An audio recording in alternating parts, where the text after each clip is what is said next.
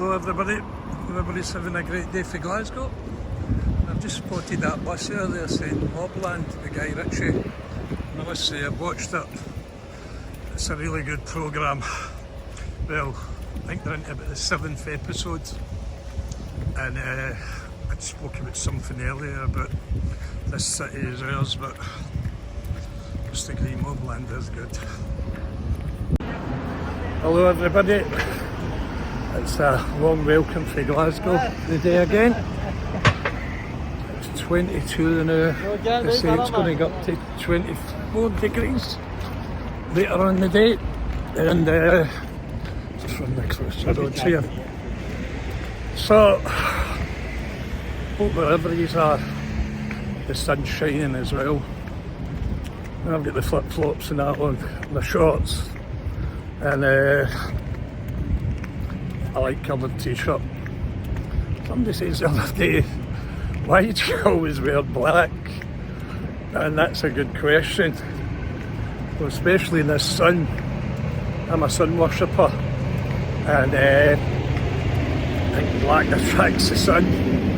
So that's why. But black's kind of a favourite colour as well, you know what I mean?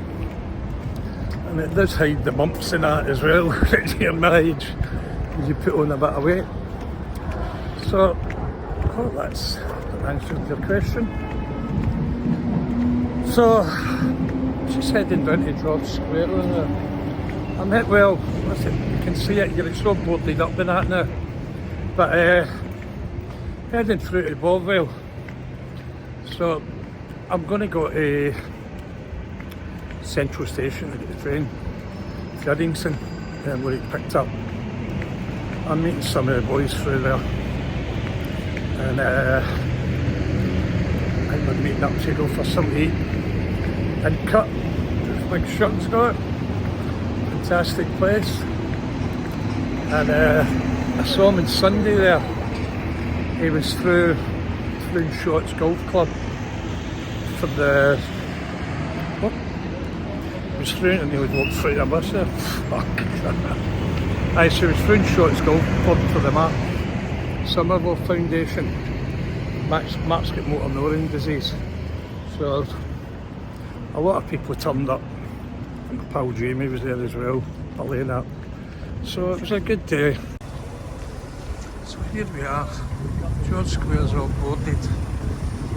Don't know how long that's going to take. There's all the taxis there.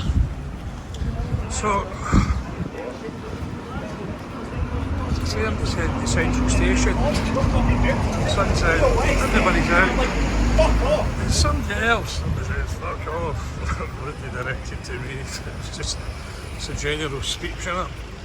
Some people in Glasgow, that's the kind of language it's used. Saying that, I think it's used everywhere. But, it's just the way it is, isn't it? So, somebody was asking me about, somebody had read the book, it's for about 12, 13 here, and people were actually saying to me, would I bring another book out?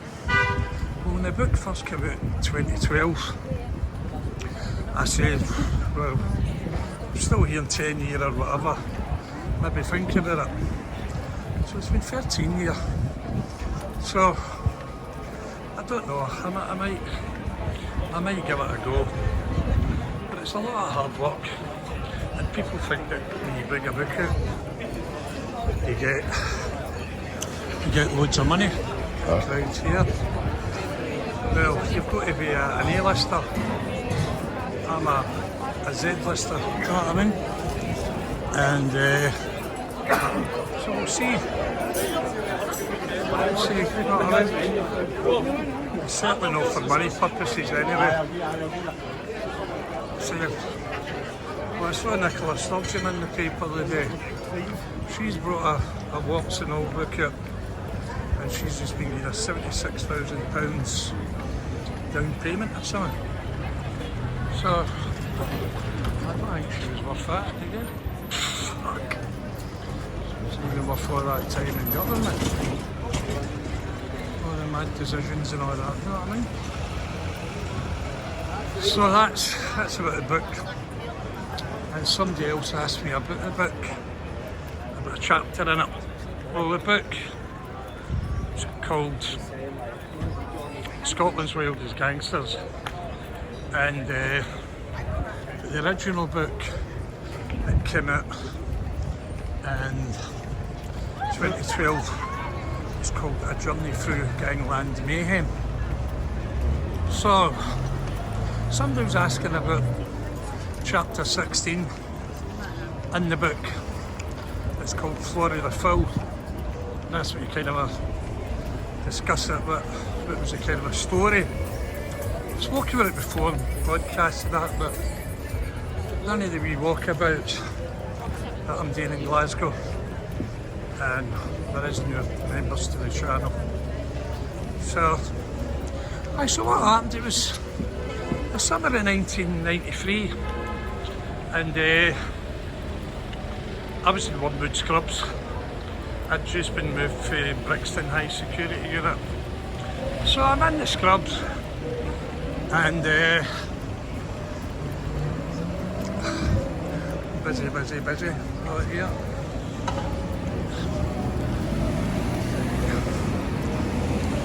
Aye, so I'm in the Scrubs, and this guy arrived. He'd been in the paper. His name was, alright mate. So he'd been in the papers and all that. This guy had just been caught after 4 years. 1989. He carried out it was a theft really. It wasn't a robbery. His name was Phil Wells, and he worked as a security guard at Heathrow Airport. And in 1989, he just decided that he was going to take the money, and ended up taking nearly £1 million of Scoodles, Portuguese money, off this flight. And he says that he just drove through the gates, guy waved him by, and the wee kind of a van he was in, he couldn't even fasten the back of it, and he got this £1 million in there. So Phil's arrived at Wormwood Scrubs. I get talking to him and that, you know what I mean? I was in category prisoner at the time.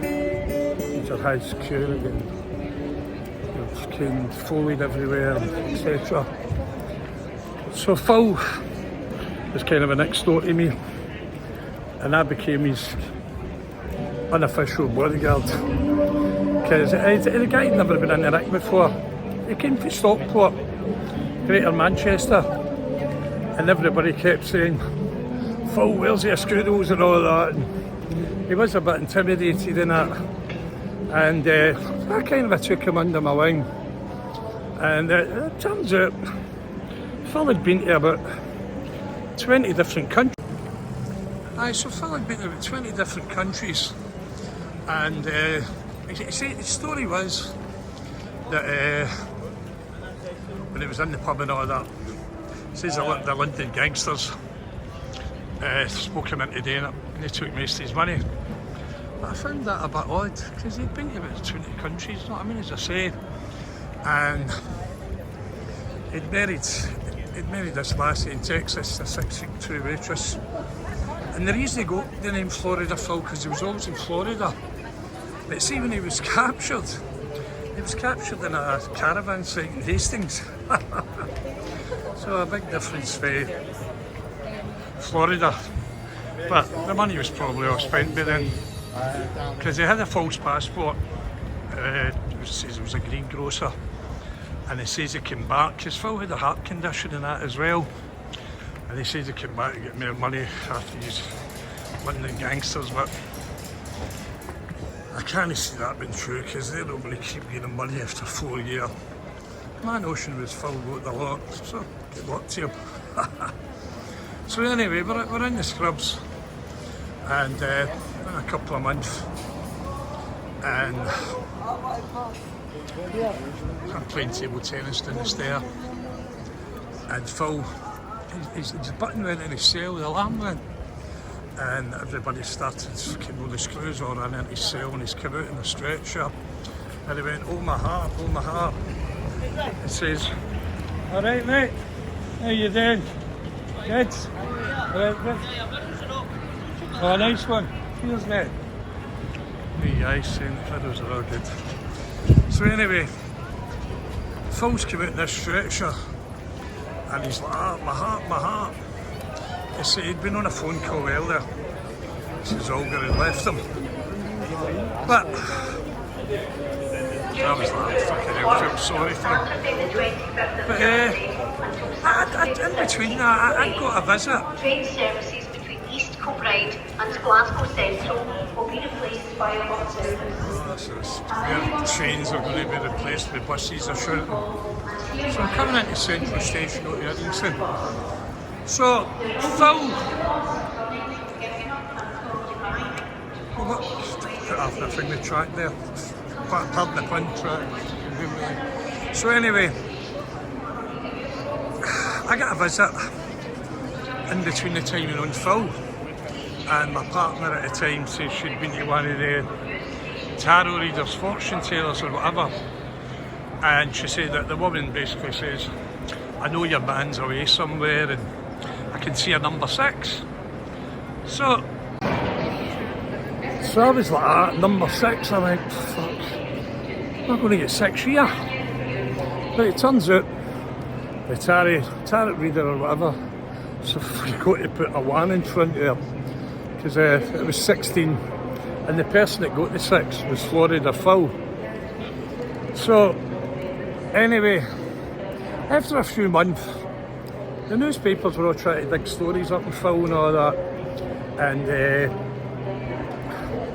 this Sunday, I think it was a Sunday Mirror or something, this 2-page exclusive and all that, this is about Florida Phil. It says about Florida Phil, the woman Olga who was married to, she was supposed to be a Russian gymnast. They'd met her in a bar in Croatia. It turned out she wasn't nothing, but we saw the paper says. It says they met her in a bar and she was a go-go dancer, flashing everything. And she would go with anybody for a bottle of vodka. So the jail can be cruel, you know what I mean? And a lot of the guys were off sticking all these newspaper up their walls and all of that. And I did feel sorry for Phil, you know what I mean? So that was the story about Florida Phil Wells. The security guard that robbed £1 million for Heathrow, and my version of it is Phil got the money. It was the London gangsters, but good luck to him. And if Phil's still around today, I'd like to say hello, but I don't think he is, because I got a message on my YouTube channel 2 years ago. Somebody claiming to be Phil's son, and I can't say it was here, but so that's the story in Florida. And while I was in London's clubs at the time, I met 2 lovely guys from Manchester, like Wes Brown from Moss Side and Mal Murphy. And it was a year Man United won the league, so they were happy. It was the first time they'd won the league in years under Alex Ferguson. So still friends to them to this day to report. It's 32 years later. And that same year, 93 as well, while I was in the scrubs, me, Joe Steele, had escaped from prison. And Joe came up with a plan with his brother and that to go into Buckingham Palace and glue Cell to the gates. So I saw that, and it took Joe years after that to be released as an innocent man. And it was just in the news that the other day, somebody else that was innocent after 38 years, 38 years, guy from Merseyside, has just been cleared for the Criminal Court of Appeal down in London. I've found somebody else's DNA with all these new techniques, but it says that the police actually could have got this DNA in 2008. The guy could have been released a lot quicker. And there was another guy, Andrew Malcolmson, for last year or something, he also done 18 years. and it turned out there was DNA found, and it was somebody else actually in charge. So no doubt there'll be a lot more cases like that, you know what I mean? So I'm just about to get this train. My pal Grant McIntosh was supposed to be coming today, but he's phoned me this morning and he says he can't make it. So hope you're good, Grant. I know the boys, Big John and all that, through there in Paisley. So anyway, I'm going to get this train. Slaps. So that's me just arrived at Uddingston. So the campers. And I'm just heading up to the main street where I'm going to be picked up with friends to Lanky Bovril. So the sun is out there, and hopefully a good wee day up the other day. Some friends I've not saw for ages, so a good wee catch up. There's a train. Bye-bye train. If anybody asks, no, I never skipped it. Paid for it. Christ. Because of the fiasco I had in the train coming up to London, you know what I mean? And it was just a shambles, you know what I mean? Polos come on at Preston, shouting and bawling out of me a fucking cheek to the manager. The train manager, you'll be ejected and all that, and I didn't bother, man. So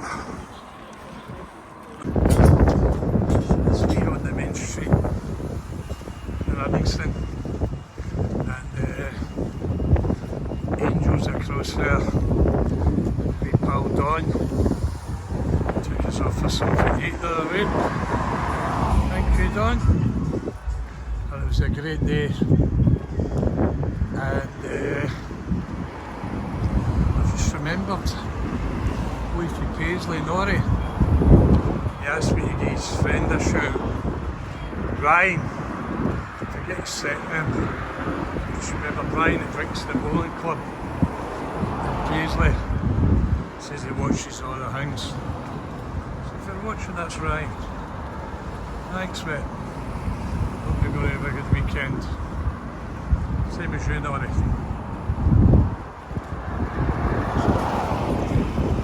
I'm actually just waiting for me Don coming along the street.